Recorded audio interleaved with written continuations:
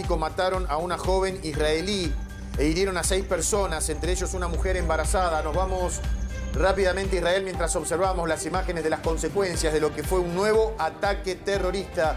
Gabriel Astrosky en vivo. Gaby, ¿cómo estás? Buen día. Hola Guille, hola equipo, buenos días. Para ustedes, buenas tardes. Para nosotros, déjame que te actualice. Ya suben a 8 los heridos luego de este atentado que tuvo lugar hoy a las 7 de la mañana, hora local, aquí en Israel. Cuando, como estamos viendo en pantalla y vos comentabas recién, 3 terroristas que circulaban en un auto provenientes de la ciudad de Belén estaban cercanos al cruce de Maale Adumim, uno de los cruces más importantes en la frontera, en las afueras, de la ciudad de Jerusalén. Se bajaron del auto y comenzaron a disparar a los otros autos y a la gente que estaba parada en el lugar. Qué terrible. A ver, está el ciudadano israelí ahora temiendo de que esto pueda darse a repetición en virtud de que este tipo de atentados, así como foquistas de atacar y de huir, pueden ser consecuencia del conflicto en general.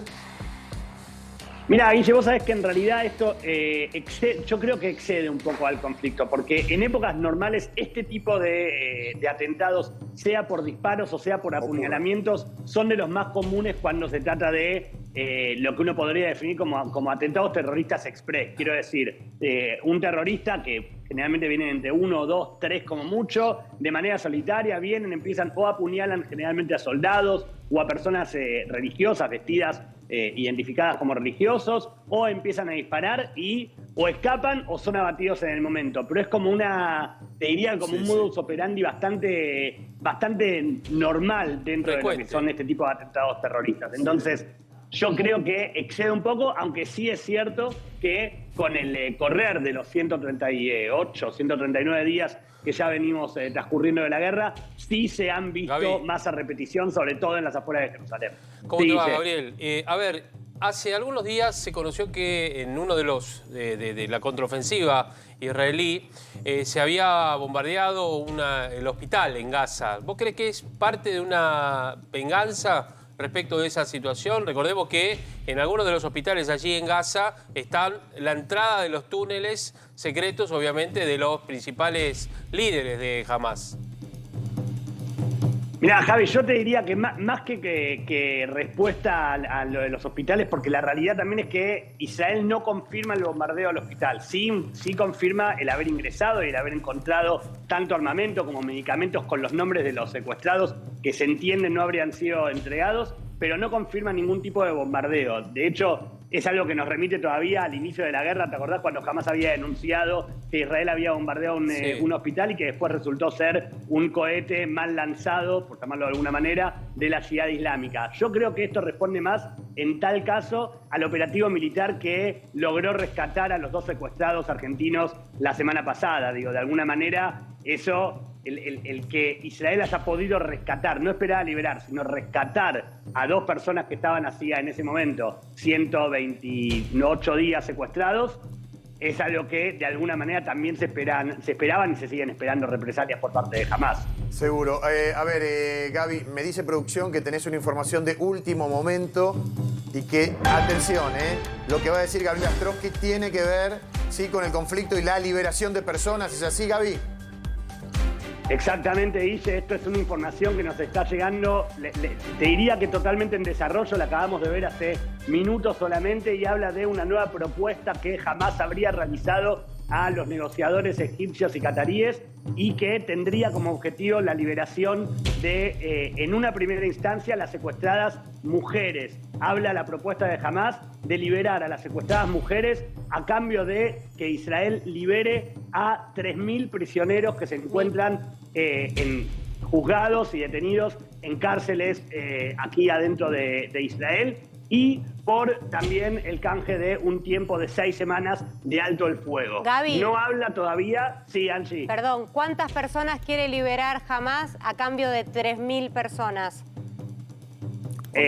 Hamas habla de liberar en principio a todas las mujeres, y todas las mujeres, si no me equivoco, son en este momento 18, 19 mujeres, a cambio de 3.000 prisioneros palestinos. Ahora, 18, 19 a cambio de 3.000, sí. Y que después de un alto el fuego limitado de 6 semanas, durante ese alto el fuego, conversar el alto el fuego permanente y luego de llegado a un acuerdo, liberar a los hombres y a los soldados que todavía se mantienen secuestrados. Ahora, en principio lo que uno ve es una asimetría en cuanto al número, pero en diferentes circunstancias, porque estamos hablando de 3.000 prisioneros, muchos de ellos terroristas que probablemente la vuelvan a emprender contra el territorio israelí, frente a 19 mujeres inocentes que fueron secuestradas a principios de octubre.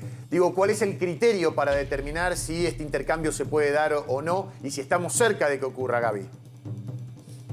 Mirá, vos sabés que lo que decías es muy acertado, Guille, recién, porque entre uno, y esto pasó hace unos 3, 4 días, entre uno de los prisioneros palestinos que fueron liberados en la tanda de noviembre, cuando se llegó a la negociación en el mes de noviembre para liberar a los 78 secuestrados israelíes, uno de ellos, la semana pasada, fue vuelto a detener tratando de participar de otro atentado terrorista similar al que acabamos de ver de hoy a la mañana aquí en Jerusalén. Entonces, ahora, Gaby, es lo que vos decías, es muy probable que una persona que sea liberada vuelva a emprenderlo. Claro. es una Sí, sentencia de muerte, digo, liberar 3.000 personas que tienen bronca contra Israel, darles 6 semanas para que ellos se reorganicen, vuelvan a buscar armas para ver si van a volver a negociar, es casi una sentencia de muerte.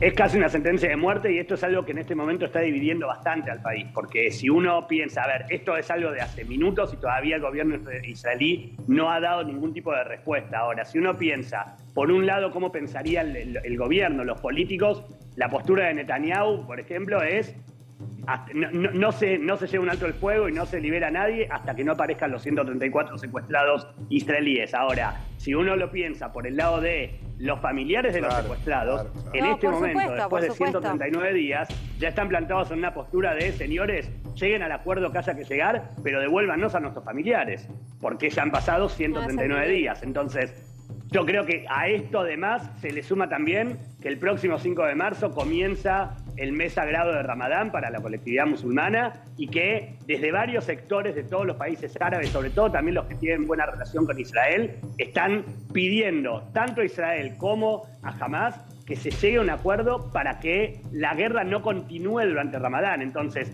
el escuchar que están pidiendo un alto el fuego de 6 semanas daría justamente para ese periodo. Quiero decir, las 2 semanas que faltan hasta el 5 y luego todo el mes de Ramadán. Entonces, de alguna manera yo creo que también tiene que ver con llegar a un acuerdo antes de que comience el mes sagrado para los musulmanes. Gaby, veremos qué pasa en las próximas horas. Muchas gracias por este contacto. Gracias, compañeros. Nos vemos mañana. Un abrazo para todos. Hasta mañana.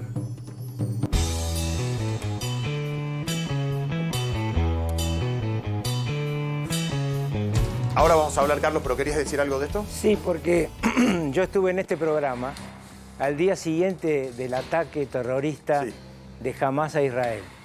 Y en ese momento hablamos de la perversión y de lo que buscaba ese ataque. Lo que buscaba ese ataque es una guerra. Entonces, en este momento, esto que está proponiendo Hamás es claramente una maniobra de Irán. Irán y su inteligencia, que tiene un alto desarrollo, es el patrón de esta guerra contra Israel.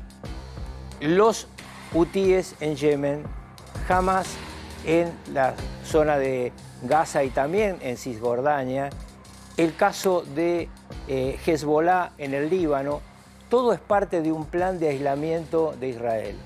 Entonces, como decía tu compañera aquí, es muy difícil para un gobierno poder aceptar semejante plazo que está pedido por Hamás/Irán para impactar en el mundo árabe y decir, conseguimos que durante el Ramadán no haya guerra.